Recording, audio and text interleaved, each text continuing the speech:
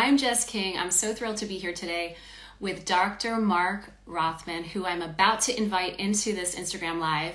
We're going to be talking about Here and Now, a beautiful healing song dedicated to anyone affected by dementia, which we released last week on World Alzheimer's Day. I'm going to attempt to invite Dr. Marc Rothman in again. He's the founder of Dementia Spring, and that we are so excited about this collaboration. So cross your fingers. Hopefully, Dr. Marc is going to be right here.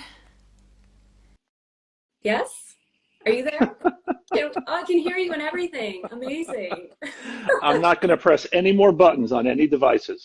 Fantastic. I'm just going to speak and listen and talk to you and enjoy your company. Same here. Sometimes, 3 is a great number, so third try. Great to see you. Thanks for having us on. Appreciate it. Yeah, my pleasure and honor. Excited to talk about what you're doing with Dementia Spring and the song Here and Now and all the things. So, well, I assume folks who have joined are fans of Here and Now and have listened to it. If you have not, it is a masterful work that just is so moving, both for whether you're even dealing with dementia or not. It's moving, and we're just so proud to have been supporting you from the beginning, to have helped you produce the song to begin with, and assemble the team. So Dementia Spring is just honored to be here. Thank you. Thank you. For those who don't know, so I'll just quickly share how this kind of came to be, on my side anyway. So Dementia Spring connects artists with the dementia community to so much amazing work. We all know the power of music and the arts and dance and really just helping people who have dementia, and as well as their caregivers. And I found Dementia Spring through an email. Someone forwarded me that there was an arts grant, and I hadn't heard of Dementia Spring, although I'm familiar with dementia because my father had dementia and passed from this 2 years ago now. And so I was just visiting my mom, actually checking my email, and I got in my email box, there's a grant for, Arts Impact Award. And so I looked up Dementia Spring. It was July, and I think the application was like in the next 10 days or something. And I was kind of like, I'm an artist, so sometimes I'm doing many different things. But at this time, I was like, I want to create something that will help people with dementia, and this is like a sign. So I thought, there's only a win for me whether I'm chosen or not. That wasn't really my objective. My objective was to create something meaningful that, would help provide some kind of healing energy and loving energy. So the creation of the song itself was already the win for me, because I knew it mattered somehow. So I was just honored and, thrilled to partner together. So Dementia Spring provided the funds, which allowed the production and the recording to happen. Neither of us, well, I don't know, speaking for myself, I knew the song was great. I felt it, so I could feel that. But what it has kind of evolved to become is just larger and more impactful than any one person. It's really just like, thank you for allowing me to be a conduit of love. Well, it's interesting. One thing that we don't know, because when you applied for the grant, you basically applied by video. Right.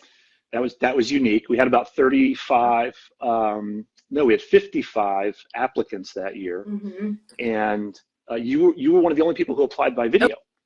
Oh, wow. So you both recorded yourself talking about the song and talking about your experiences with dementia, which I'm sure people would be interested to hear as your inspiration. And then you played the song in a separate video, and it was just you, a keyboard in a little room. Mm-hmm. And it's become so much bigger now. Mm-hmm.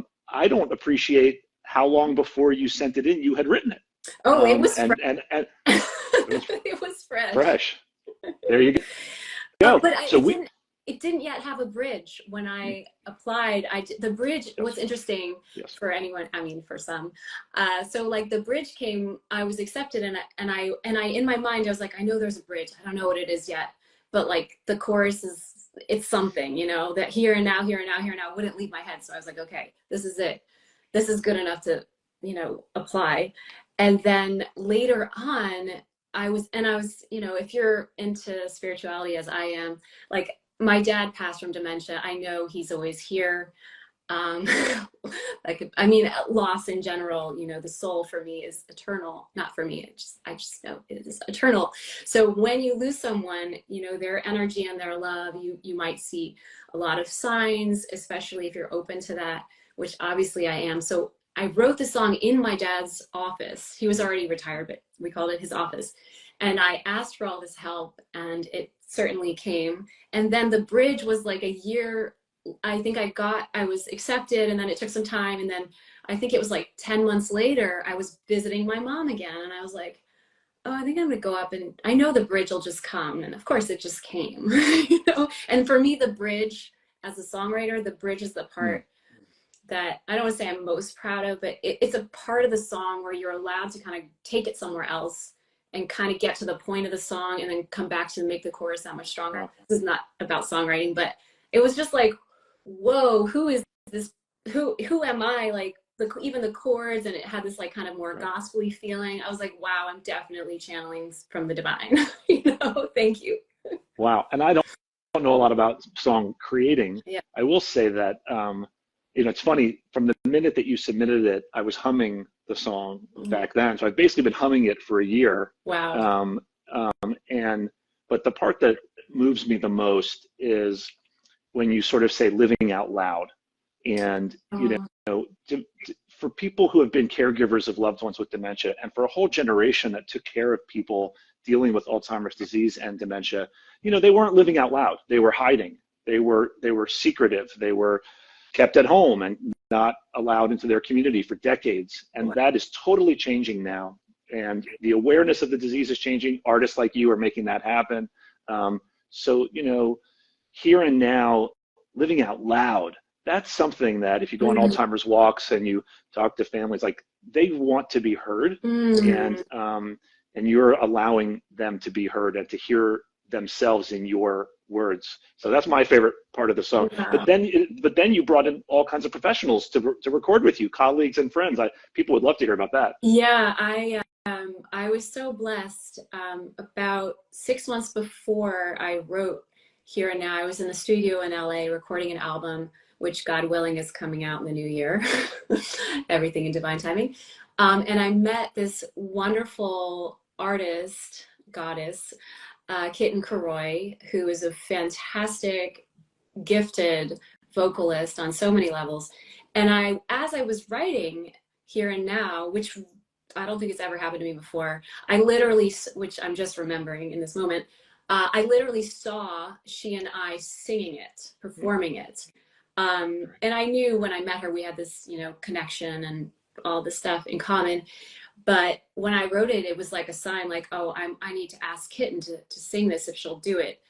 And I did, and she immediately, the cause of Alzheimer's and dementia just resonated immediately from her own life experience, losing two grandparents. And, you know, the more we talk about dementia, and since releasing the song in the last 6 days, I've had people who, because I'm not very vocal about, and it's not because I'm hiding, it's just not, it hasn't been something I'm talking about publicly all the time, but people have been coming to me, including, you know, other artists who I just know socially or through social media, and they're like, oh, I lost my dad to dementia too, or like, and my grandfather or my cousin or my uncle, and it's like, it's just something, like you said, that even just in our life experience, that whether you're a grandchild or you know, it's your sister, I mean, it's everywhere. And I love that you said that, living out loud.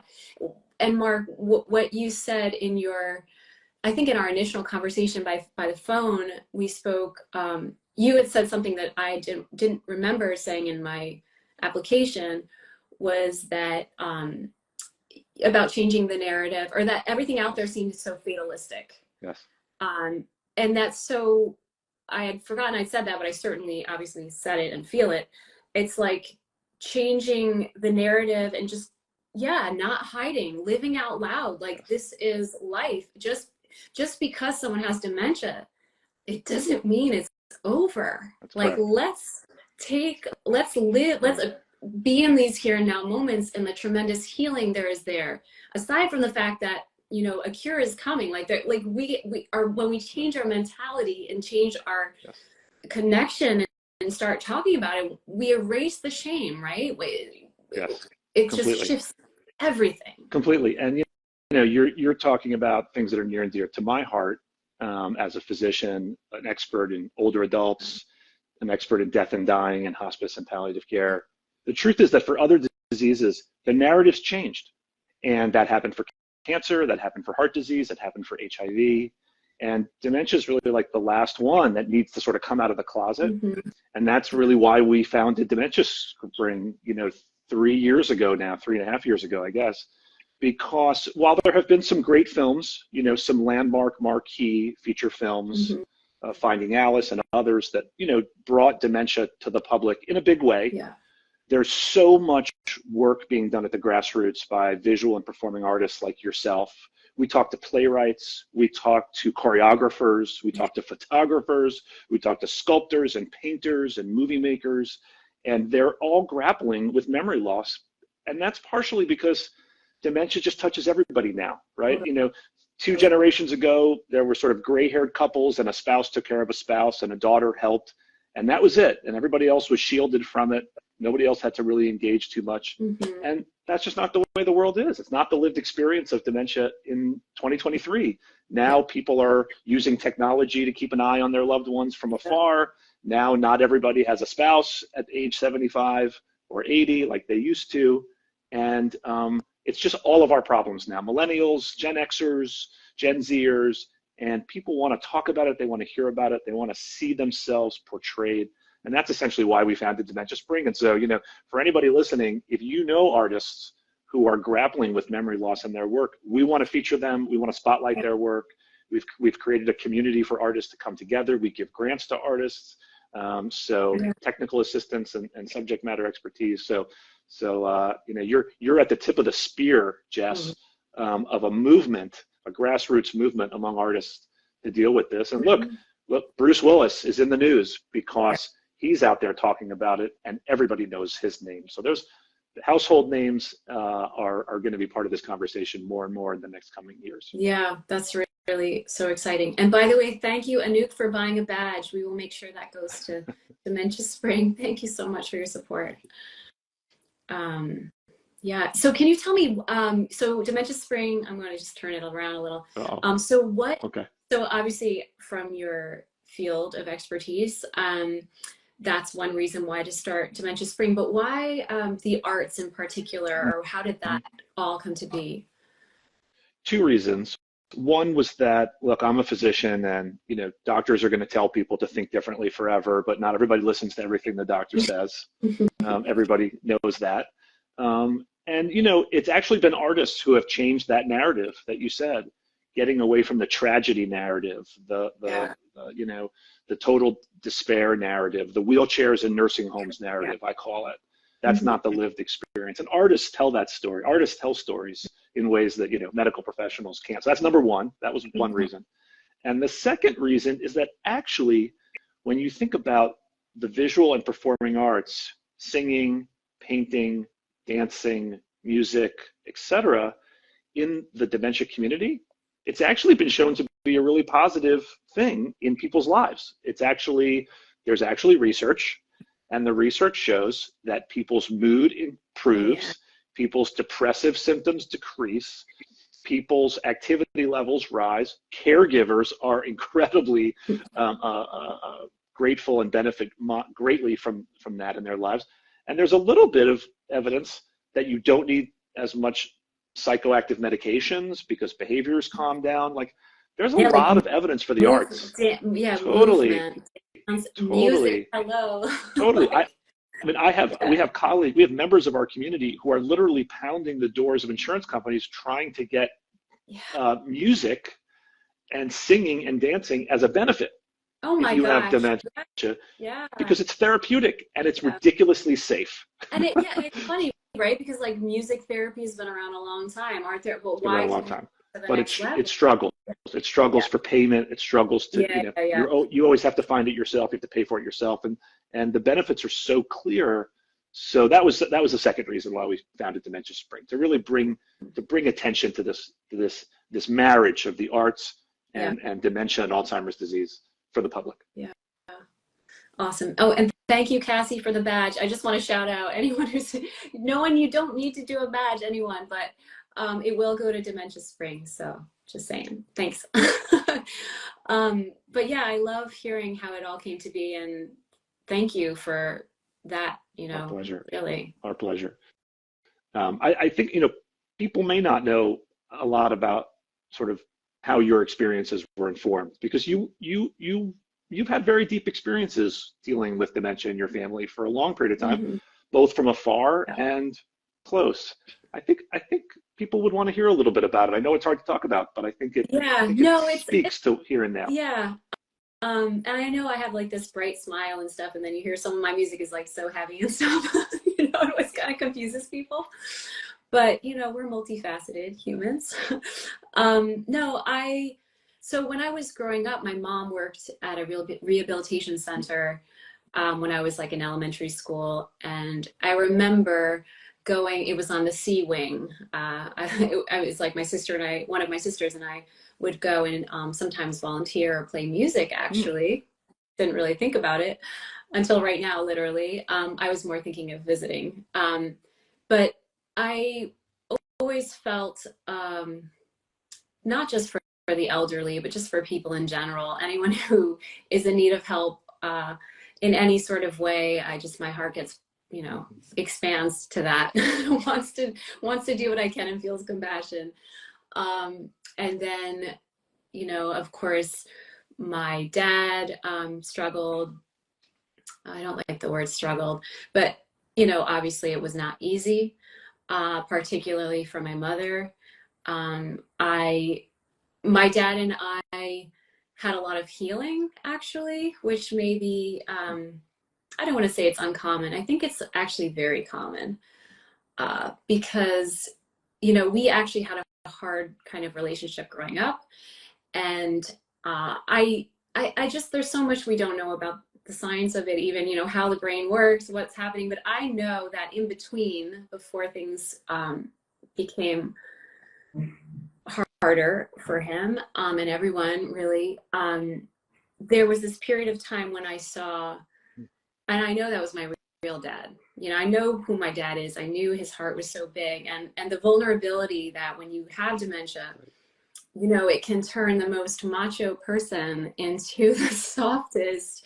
And I know that, especially, and again, I'm not trying to generalize, but, from his generation and being a man and, just the kind of person he was, I think having dementia, because it was gradual, there was this softness and the true essence of who he was actually really came through in the in between very kind of long years, Yes. where I saw him really.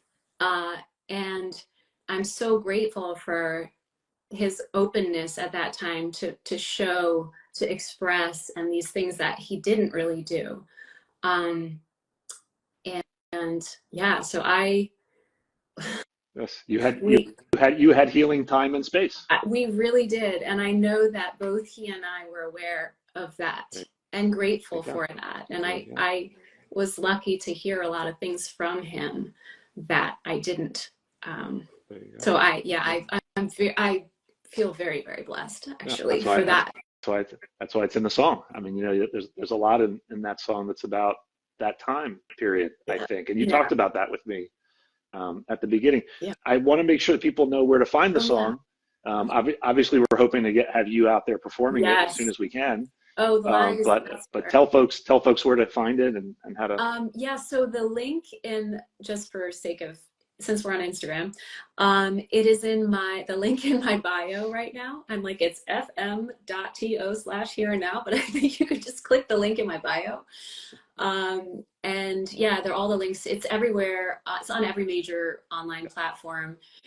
I so look forward to performing it live and getting a video of that, because as as actually for the first time ever, I have a recording that actually shows the energy and the love and all the stuff that comes through my live performance. That's never happened in any recording I've ever done. So Right. yeah, but live it will be awesome. It will. It will. Yeah. And we have lots of clips of you guys recording it in the studio with Kitten, Mm-hmm. and the Oh, and team, and yes, and Licorice Records, and shout outs to yes, everybody at Licorice Records. And yes, I really I'll let you want do it. to. Yeah, sorry, I started talking about Kitten and then I went off track. But also, major shout out to Jake Pace. He produced the song at Licorice Pizza Records, produced the song, engineered the song. Before we even had the session with everyone, he and I had a session where I put down the keys. There's no video of it because it was just us, and I wasn't thinking about that, of just the keys and the guide vocal that I did.